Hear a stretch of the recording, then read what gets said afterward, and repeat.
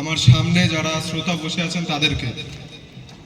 সেই সঙ্গে সঙ্গে ধন্যবাদ জানাই কোটরা 1 নম্বর ও 2 নম্বর এবং হলদি শাখার উদ্যোগে যে এক মহৎ রক্তদান উৎসবের আয়োজন করা হয়েছে।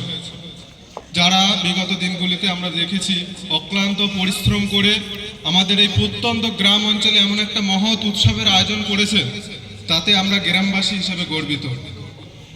আমরা গর্বিত, আমি গর্বিত এবং আমার গ্রামবাসী গর্বিত, যারা ইতিপূর্বে রক্তদান করেছেন, এরকম একটা মহৎ উৎসবের সঙ্গী হতে পেরেছেন।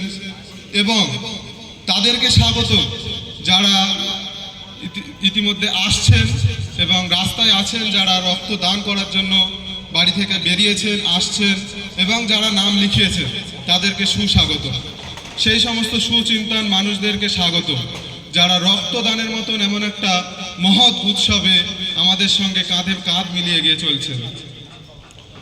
সারা পৃথিবীতে এখন মোটামুটি 7.5 বিলিয়ন মানুষ, অনেকে জাতিভেদ, ধর্মভেদ, দেশভেদ, কিন্তু মানুষ এই একটা জায়গায় আটকে আছে।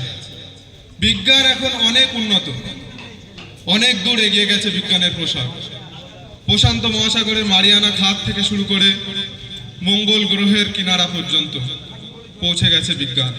কিন্তু বিজ্ঞান এই জায়গায় ব্যর্থ যে বিজ্ঞান এখনো রক্ত তৈরি করতে পারেনি।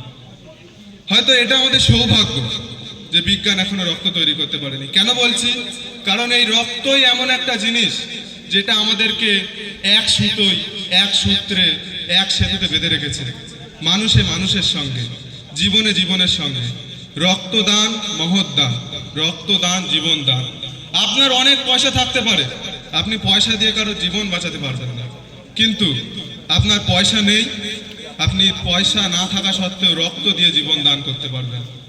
তাই সেই সমস্ত সুচিন্তন আদর্শ নাগরিকদেরকে আহ্বান জানাচ্ছি, যারা এখনো আমাদের এই রক্তদান উৎসবের সঙ্গে সামিল হতে পারেননি, তাদের আহ্বান জানাই দ্রুত আসুন, আমাদের এই উৎসবের সঙ্গে একসঙ্গে কাঁধে কাঁধ মিলিয়ে সামিল হন। কারণ সময় খুব তাড়াতাড়ি এগিয়ে যাচ্ছে। আমাদের যারা ডাক্তারবাবুরা আছেন, ব্লাড ব্যাংক থেকে যারা এসছেন, তাদেরও তো একটা সময়ের মূল্য আছে।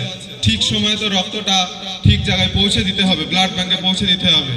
নাহলে যে আমরা স্বেচ্ছায় রক্ত দান করছি, সেটা যদি মানুষের কোনো উপকারে না লাগে তাহলে তো সেটা ব্যর্থ। আমরা তো কোনো একটা উদ্দেশ্যে রক্তটা দান করছি, সেই উদ্দেশ্য যদি পূরণ না হয় তাহলে আমাদের এই রক্ত দান করাটা ব্যর্থ হয়ে যাবে। তাই আবারও বলছি, যারা আসছেন, যারা বাড়ি থেকে বেরিয়েছেন, আসছেন, তাড়াতাড়ি আসুন, আমাদের এই উৎসবের সঙ্গে একসঙ্গে সামিল হন। এই বলে আমি আমার ক্ষুদ্র বক্তব্য শেষ করলাম। যারা রক্ত দিয়েছেন এবং যারা রক্ত দেবেন তাদেরকে জানাই লাল সালাম, জয় হিন্দ।